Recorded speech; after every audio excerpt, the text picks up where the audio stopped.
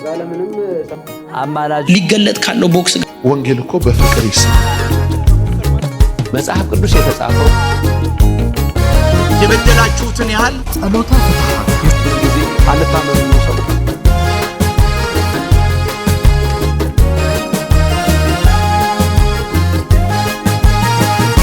ከዛለምንም ሰማይንም ምናምን ልታጠርፍ ነው ብልጥ ነው ገብቷል። ይሄ ቪዲዮ ትንሽ ይረዝማል ግን ከሰማችሁኝ በጣም ብዙ ታተርፉበታላችሁ። ዋን ሴቭድ ኦልዌይስ ሴቭድ ካመንክ እኮ ተስፋ ምንድነው ታዲያ ገብቷል። ተስፋስ ምን ያደርጋል ምናምን ቀጥዬ ህይወት ምልልሴስ እንደፈለኩ ቢሆን ምናምን ዋን ሴቭድ ኦልዌይስ ሴቭድ ነው። ከዛ እንደዚህ ኩዌስችን ስታረግ አይ እንደፈለክ ኑር እኮ አይደለም ራይት ዌይ ኦፍ ሊቪንግ አለው ምናምን ይልሃል ፐርሰን ማለት ነው። እሺ እንዴት ነው ራይት ዌይ ኦፍ ሊቪንጉ ስትል በትክክል ካመነ ህይወቱን ይኖረዋል ይላል። እንዴት ነው የሚዳነው? ሲጀመር እኮ ኢየሱስ ጌታ እንደሆነ በአፍ መስክረ እግዚአብሔርም ከሙታን እንዳስነሳው በልብ ኮንፌሽን እኮ ነው አይደል? እምነትና ንግግር ነው። አሁን ኤቭሪዋን ገብቷል ሲድን እምነትና ንግግር አድርጎ ነው። አንተም ስፔሻል ኮንፌሽን አላደረክም ምናምን ሁሉም ተመሳሳይ ኮንፌሽን ነው ያደረገው። ግን እምነት ተስፋን ገብቷል የሚያስረዳ ነው። ከዛ ደግሞ ተስፋን የሚያስረግጥልህ ነው። ለአባቶች እንዲህ ነው የተመሰከረዋል። አየህ እነሱ ጋር ስትመጣ አምነው በቃ ቁጭ ብለው ተስፋውን እየጠበቁ አይደለም የሚኖሩት። ላመኑት ህይወት ያደረጉት ነገር አለ። አብርሃምን ነው ኖህን ነው 100 ዘመኑን ሙሉ መርከብ ሲሰራ ነው። ራብን ያት ገብቷል በግንብ ላይ የምትኖር ጋለሞታ ሴት ነች። ግን ሰላዮችን ተቀብላ ህይወቷን ሪስክ ላይ ጣለች። ብትያዝ ትሞታለች። ላመነችው እምነት ግን ስቴፕ ወስዳለች ምናምን። ኤቭሪዋን ስታያቸው በመጋዝ መሰንጠቅ ምናምን እያለ ዕብራውያን 11 ላይ የሚያወራ ላመኑት እምነት የኖሩት ኑሮ አለ ገብቷል። አሁንም ስትመጣ ስራና እምነት አይለያይም የሚልህ ያዕቆብ አየ ጳውሎስም ያዕቆብም በአንድ ስፒሪት ነው ያገለገሉት። አንድ መንፈስ ነው ያለው። አየ እግዚአብሔርንም ሰውንም ሰርቭ የሚያደርገው አንድ እግዚአብሔር መንፈስ ነው። ስለዚህ መልእክቱ አይጋጭም። ስትመጣ ግን አሁን ስራ ተብሎ በሃይማኖት ቅርጽ ውስጥ እንዳለው ወይ በመስጠት በማድረግ ውስጥ ሳይሆን ላመንከው እምነት የምትኖረው ህይወት አለ ገብቷል። ህይወቱን ሳትኖር ከዛ እምነት ነው ምናምን። አሁን እኛ በቃ ፈታ ብለን መኖር ነው። ብዙ መጨናነቅትን እየጸለይን ትንሽ ህብረት እያደረግን እንዴት እንደዛ ነው እንዴ ኖሩት ገብቷል። ቀጥሎ ከነሱስ ጋር በምንድነው ዋነስ የሚፈጠረው? በእናንተ ነው ፍጹማን የሚሆኑት አላ። ቀጥሎ መልእክቱን ዕብራውያን 11 ሲዘጋ ጆይን አድርጓቸው እነሱን አለ። ባመንከው ነገር ስቴፕ ውሰድ እያለ ገብቷል። ንግግር ብቻ እንዳይሆን እምነት ማለት ነው። ዋን ሴቭድ ኦልዌይስ ሴቭድ ብለህ ገብቷል። ተስፋውስ እኔ እኮ አሁን ኩዌስችኔ ተስፋውስ ምናምን በምን እምነት ነው? እምነቴ ስለምን ያድጋል? ቀጥሎ መጽሐፍ እኮ እምነት እንዲያድግ ምናምን ይፈልገው ተስፋ ላይ ያለ እርግጠኝነት እንዲጨምር እኮ ነው። አየ በጌታችን በኢየሱስ ክርስቶስ ዕውቀት ጸጋ እንዲበዛል የተፈለገበት ሪዝን እኮ ቀጥሎ በትዕግስት ሩጫውን የምትሮጥበት አቅም ባንተ ዘንድ እንዲፈጠር ነው። ካለበለዛ ግን አይ በቃ ዋን ሴቭድ ነው ምናምን ብለህ ላይፍም ሚዘራብል ነው ምናምን። እግዚአብሔር በልጁ ሞት አለ መጽሐፍ ሮሜ ላይ ሲናገር አይደል በሞቱ ከታረቀን አለ ቀጥሎ በህይወቱ እንድናለን ዩሲ። ስለዚህ መዳንን የሚያደርገው በምትኖረው ህይወት ውስጥ ነው ምናምን መዳንን እየተቀበልክ የምትመጣው አይደል? የእምነት ፍጻሜ እኮ እርሱም የነፍስን መዳን ነው እየተቀበልክ የምትሄደው። ስለዚህ በተስፋ የተቀመጠ ነገር ሁሉ አይሄው በእምነት እንድናየውና በእምነት እንድንረዳው ነው የሚፈለገው ምናምን። እምነትም እንዳይጎደል የተፈለገበት ሪዝን ያ ነው። ቀጥሎ ከእግዚአብሔር ቃል ጋርም ያለ ህብረት የሚጨምረው ለእውቀት አይደለም፣ እምነት ባንተ ዘንድ እንዲጨምርና ለተስፋው ያለ እርግጠኝነት እንዲጨምር ነው። ሰማይና ያተርፍና እዚህ የራሱን ህይወት ይኖራል። ከዛ ለምንም ሰማይንም ምናምን ልታተርፍ ነው። ብልጥ ነው ገብቷል። እንደዛ አይደል አባቶች ገብቷል። ዓለምን የናቁት ቀጥሎ ላመኑት እምነት ብለው ነው። ዕብራውያን ላይ እኮ ነገረ ወጡ ከዚህ ዓለም አለ። ስለዚህ ቅዱሳን መንቃት ይሁን። እንደ ቃሉ ያልሆነ ትምህርት አንቀበል እንዳንጎድል ማለት ነው። ምክንያቱም የመጉደል ምሳሌ ተደርገው የተቀመጡ በመጽሐፍ ስላሉ ዛሬ ድምጹን ብንሰማ ልባችንን ልከኛ እናድርግ። አማላጁ ኢየሱስ ነው። እኔ በኢየሱስ አምናለሁ አላፍርምም። ወደፊትም ይህንን እየቀጠልኩ ይቀጥላል ማለት ነው። እኔን ያገኘ ኢየሱስ ክርስቶስ ይህንን ሚዲያ የምትከታተሉና የምትሰሙላችሁ ኢየሱስ ክርስቶስ ያገኛችሁ ይርዳችሁ። የዓለም ብርሃን ኢየሱስ ነው። መንገዱ ኢየሱስ ነው። ሕይወት ኢየሱስ ነው። ጽድቅ ኢየሱስ ነው። ቅድስና ኢየሱስ ነው። በሩ ኢየሱስ ነው። ከአብ ጋር አስታራቂው ኢየሱስ ነው። አማላጁ ኢየሱስ ነው። በአጠቃላዩ ኢየሱስ ነው። እግዚአብሔር የሰጠን የከበረ ስጦታ ኢየሱስ ነው። ተባረኩ። አናፍርበትም በኢየሱስ። ሰው በዘመዱ አያፍርም፣ በጓደኛው በትምህርት ደረጃው አያፍርም በኢየሱስ። ከምንም ነገር ጋር ላነጻጽረው አልችልም። ሊገለጥ ካለው ቦክስ ጋር ሲነጻጸር ማይክል ታይሰን የሚባል ቦክሰኛ ካስታወሳችሁ ድሮ ነበርና ዓለምን ዋሴ ስለሱ ሲናገር አንድ የሚሰነዝረው ቦክስ 100 ኪሎ ነው አለ። 100 ኪሎ መጥቶ አይደለም በዚህ ሲያልፍ የሚሰማ ስሜት ግልጽ ነው። ሲመታ የለም እና ምን ብያሰፍኝ አሁን መንግስት ፈርዶብኝ የዛሬ አመት ከማይክል ታይሰን ጋር ተደባደባለ ብሎ ቢፈርድብኝና ግን አመቱ ሙሉ እንደፈለከ ተዝናና የፈለከውን ብላ ቢል ሰው በኔ ሊቀና ይችላል። ለምን ትልልቅ መኪና አሪፍ መኪና አሪፍ ሆቴል ምናምን እያደረኩ ፓስታል ፉርኖ ስፓጌቲ ምን እየበላው አንድ ሂልተን አንድ ሸራተን ምን ያልኩ ስኖር በስማም ፓስተሪኒ ታድሎ ምናምን ሊል ይችላል ሰው ሲያየኝ ማለት ነው። ግን እኔ ጠጋ ብላችሁ ስታዩኝ እየከሳው ነው የምሄደው፣ እያነስኩ ነው የምሄደው፣ እየመነመንኩ ነው የምሄደው። ሪዝኒንግ ግን ጠጋ ብላችሁ ስትጠይቁኝ ምንድን ሊሆን ይችላል? እየነዳው እንዳልነዳው እንቅልፍ የለኝም ለሊት ምናምን ምንድነው ሪዝኑ? ሊገለጥ ካለው ቦክስ ጋር ሲነጻጸር የዚህ ዘመን ድሎት ምንም እንዳደለ እቆጥረዋል። ቁጣጫል ሊገለጥ ያለውን አንደርስታንድ ካደረግ ስለዚህ ጳውሎስ ምንድነው በዚህ ህይወት ብቻ ኢየሱስን ተስፋ እንዳታደርጉ ሌላ ህይወት አለ። ወንጌል እኮ በፍቅር ይሰበካል በመናምን እና እንደዛ ማህበራዊ ህይወታችንም ሳይነካ ኢየሱስንም መስበክ እንችላለን። አይቻልም የለም እንደዛ የሚባል የጌታ ቃል ላይ የሆነ ነገር አትስራ፣ መልክ አትስራ። የአንዳንድ ሰዎች ስብከት ግን ከስብከትነት ይልቅ ወደ ሄት ስፒችነት ያመዝናል። አሁን ክርስቶስ ፍቅር ነው፣ ወንጌል በፍቅር አይሰበክም። በቃ እንዴት እንደዚህ ቃል በቃል እኮ ወንጌል በፍቅር አይሰበክም እንዴት ትላለህ? ታዲያ በምን በጥላቻ ነው እንደሚሰበከው? ቢቻላችሁስ በእናንተ በኩል ከሰው ሁሉ ጋር በፍቅር ኑሩ ብሎ ጳውሎስ በሮሜ መልእክቱ ተናግሯል አይደል? ከሰው ሁሉ ጋር እሺ ጎልድ ለምን እንደምትገነጣጥለው አላቅም። እየተናገረ ያለው ነገር በጣም ግልጽ ይመስለኛል። ወንጌል በፍቅር አይሰበክም ሳይሆን ወንጌልን በፍቅር ማለትም ጎረቤት ላለማስከፋት፣ ዘመድ ላለማስከፋት፣ ባልደረባ ላለማጣት፣ ወገኖች በዙሪያ ያሉትን ወንጌል ብናገር እንደው ያገሉኝ ይሆን ስደት ይደርስብኝ ይሆን ነው በቃ እንደው በሰላም ልኑር በሚል አይነት ሜንታሊቲ አይሰበክም ነው እያለ ያለው። ወንጌል ከሰበክ ሁሌ ስደት አለ። ወንጌል ከሰበክ ሁሌ መከራ አለ። እስከ ሞት ድረስ ትሰደዳለህ። ይሄ ደግሞ የወንጌል እውነት ነው። በሀገራችንም ወንጌል በመስበካቸው ምክንያት የወንጌላዊ አማኝ በመሆናቸው ምክንያት ከማህበረሰብ የተገለሉ፣ ከእድር የተገለሉ፣ ከባልትና የተገለሉ፣ የቀብር ቦታ የተከለከሉ፣ ተቀብረው እንኳን ሬሳቸው ወጥቶ የተጣሉ እልፍ ሰዎች አሉ። በምን? በወንጌል ምክንያት። ልክ እንደዛውም ደግሞ ወንጌልን ብናገር እሰደዳለሁ፣ መከራ ይደርስብኛል በማለት ደግሞ የወንጌልን እውነት ሳይናገሩ ዝም ብለው የሚኖሩ ሰዎችም አሉ። ስለዚህ መጋቢው የተናገረ ያለው ወንጌል መከራን ያስከትላል፣ ወንጌል ስደትን ያስከትላል እንጂ በፍቅር እኖራለሁ ከማህበረሰቡ ጋር ከጎረቤት ጋር ምናምን እምትል ከሆነ በፍቅር ነው መኖር የምፈልገው ምትል ከሆነ ወንጌልን ታመቻምቸዋለህ ነው እያለ ያለው። ለወንጌል በጣም ጸር ከሆኑት መካከል አንተና ወገኖችን የመሳሰሉ ሰዎች ደግሞ እንዳሉ ደግሞ አትርሳ። በየጎዳናው ኢየሱስ ያድናል ብቻ ስላሉ፣ ኢየሱስ ጌታ ነው ብቻ ስላሉ፣ ንስሐ ግቡ ብቻ ስላሉ ባንተና በወንድሞች ምክንያት ማንጓጠጥ የሚደርስባቸው፣ እንግልት የሚደርስባቸው፣ በየከተማ እስር የሚጠብቃቸው ሰዎች እንዳሉ አታውረው።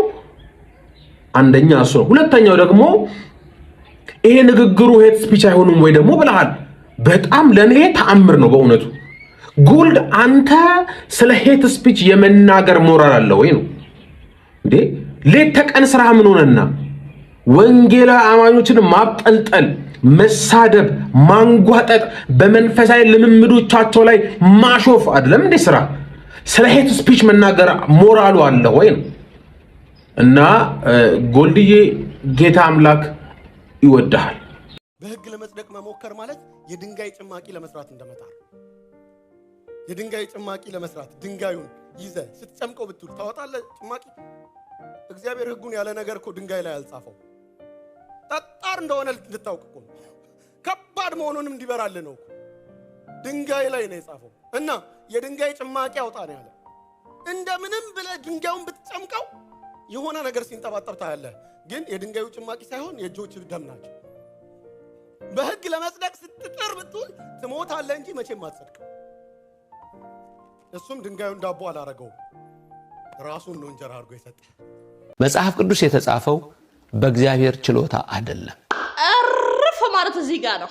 እኔ በበኩሌ እርፍ ብያለሁ። ከምን መምህር ዘበነን እንደ መምህር እንደ መንፈሳዊ ሰው እንደዚህ ያሉ እንደዚህ ተናገሩ እንዴት ብዬ ላልመጣ እኔ አረፍያለሁ። በቃ እግዚአብሔር ተስፋ አይቆርጥባቸውም። እኔ ግን ተስፋ ቆርጬባቸዋለሁ። ግን ወንጌልን እናገራለን። በእውነት ነው የምላችሁ። ምክንያቱም ከዚህ በላይ ከዚህ በኋላ እንደዚህ አይነት ፎልት አይሰሩ። እንደዚህ አይነት በጣም የሚቀፍ የሚያጸይፍ ስህተት መምህር ዘበነ እንደማያደርጉ እርግጠኛ ነኝ። ከዚህ በታች ነው ሊሆን የሚችለው ቫልዩ ማለት ነው። የስህተቱ ልክና ጥግ ማለት ነው።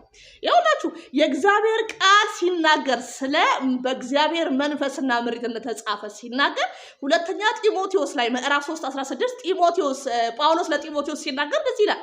የእግዚአብሔር ቃል ሊያቀና፣ ሊያስተካክል፣ ሊገስጽ፣ በመልካም መንገድ ሊመራና ሊያስተምር ቅዱሳት መጽሐፍት ሁሉ በእግዚአብሔር መንፈስና ምሪት ተጽፏል ብሎ ይናገራል። ኦኬ እሺ፣ በመጀመሪያም የእግዚአብሔር ቃል ነበረ። ቃሉ ከእግዚአብሔር ዘንድ ነበር። ቃሉ ራሱ ማን ነበር? እግዚአብሔር ነበረ ብዬ ዝም ብላ አያዋጣኝም?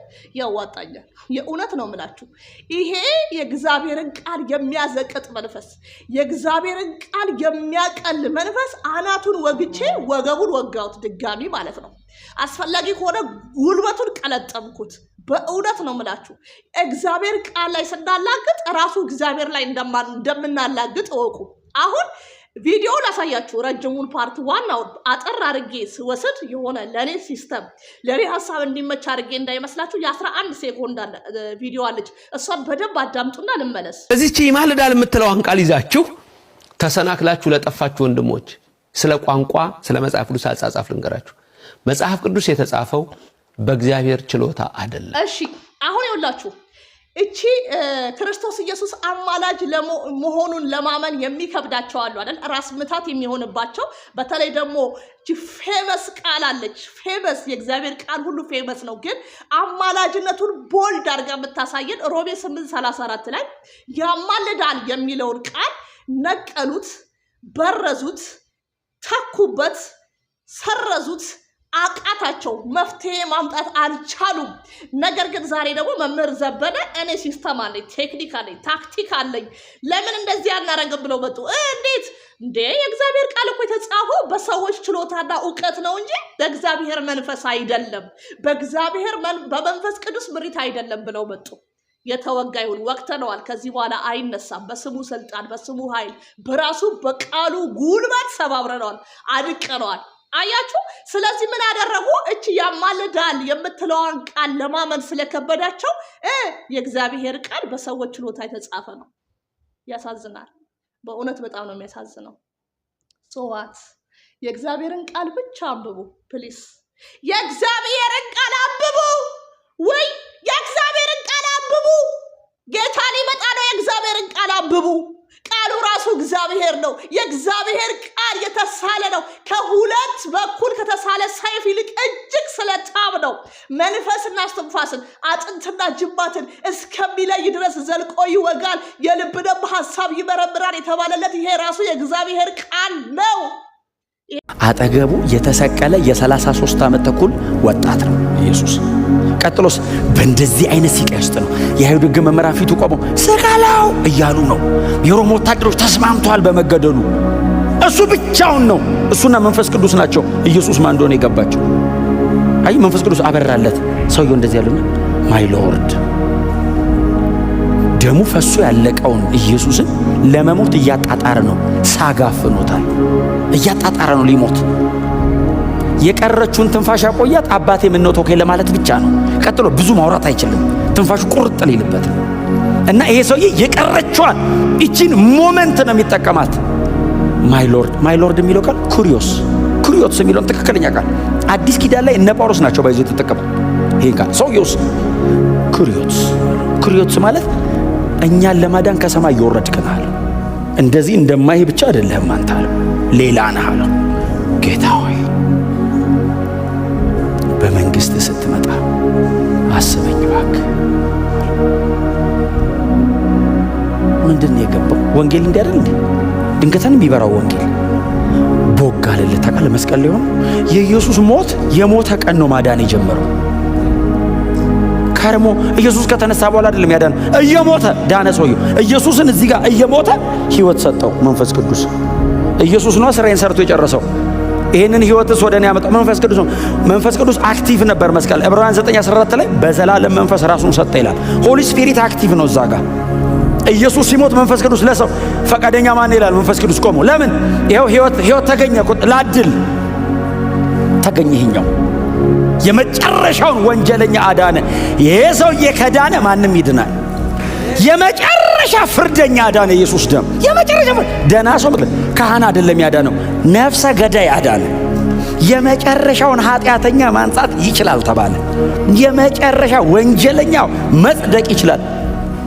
የበደላችሁትን ያህል ተመሳሳይ በጎ ሥራ በመስራት የዕዳ ቅነሳ ማድረግ፣ በምድር ላይ ያላችሁን ኃጢአት ሊቀንስ የሚችል በጎ ሥራ። ይህንን ሰው ሲሰብክ ትሰማላችሁ። ኢቭን በክርስትናው ሴክቶች ላይ ይሰበካል። በመልካም ሥራ ማጣፋት፣ ኃጢአትን በመልካም ሥራ ማጣፋት። በእኔ መልካም ሥራ የሚጣፋ ኃጢአት ቢኖር ኖሮ ኢየሱስ በከንቱ ነው የሞተው። እኔ ላስወግደው የማልችል ኃጢአት እኩያ አይደለም። ኃጢአትን እግዚአብሔር ጀመረ የሚለው አማረ ሲሰራ አይደለም። ዳዊት እንደተናገረ እናቴ በኃጢአት ጸነሰችኝ። ይሄድና አዳም ጋር ነው የሚሰፋው። እኛ በሌለንበት ያለ ኃጢአት ነው። እንደው በህይወታችን ንጹህ ሆነን እንኳን ብናልፍ ተጠያቂነታችን ከግብር አንጻር ብቻ አይደለም፣ ከውልደትም ነው ችግራችን። ስለዚህ ባወላለዳችን ያለ ችግር ባኗኗራችን ሊስተካከል አይችልም። በዳግም ውልደታችን ነው የሚስተካከል። ጸሎተ ፍትሐት የሰውን ነፍስ ከሲኦል እያወጣ ወደ መንግሥተ ሰማይ ማስገባት የሚችል ቢሆን ኖሮ ኢየሱስ ከመሞታችሁ በፊት ንስሐ ግቡ ብሎ ለምን አስጠነቀቀን? የእግዚአብሔር ቃል ምን እንደሚል አብረን እንመልከት። ዕብራውያን ምዕራፍ 9 ቁጥር 27 እንደዚህ ይላል፣ ለሰዎችም አንድ ጊዜ መሞት ከዚያም በኋላ ፍርድ እንደተመደበባቸው እንዲሁ ክርስቶስ ደግሞ የብዙዎችን ኃጢአት ሊሸከም አንድ ጊዜ ከተሰዋ በኋላ ያድናቸው ዘንድ ለሚጠባበቁት ሁለተኛ ጊዜ ያለ ኃጢአት ይታይላቸዋልና። የእግዚአብሔር ቃል ከሞት በኋላ ፍርድ እንጂ ለሌሎች ሥርዓቶች እድል እንዳለ አይነግረንም። ጌታ ኢየሱስ ራሱ ከሞት በኋላ ስላለ እድል እንዲህ ብሎ ተናገረ። ሉቃስ 16:26 እንደዚህ ይላል፣ ከዚህም ሁሉ ጋር ከዚህ ወደ እናንተ ሊያልፉ የሚፈልጉ እንዳይችሉ ወዲያ ያሉ ደግሞ ወደ እኛ እንዳይሻገሩ በእኛና በእናንተ መካከል ታላቅ ገደል ተደርጓል አለ። ይኸው ኢየሱስ ነው ይሄን የተናገረው። ከአንዱ ወደ ሌላው መሻገር አይቻልም። ስለዚህ ሰው መቼ ነው መዳን ያለበት? ለዚህ ነው የእግዚአብሔር ቃል 2 ቆሮንቶስ 6:2 ላይ እንዲህ ተብሎ ተጻፈ፣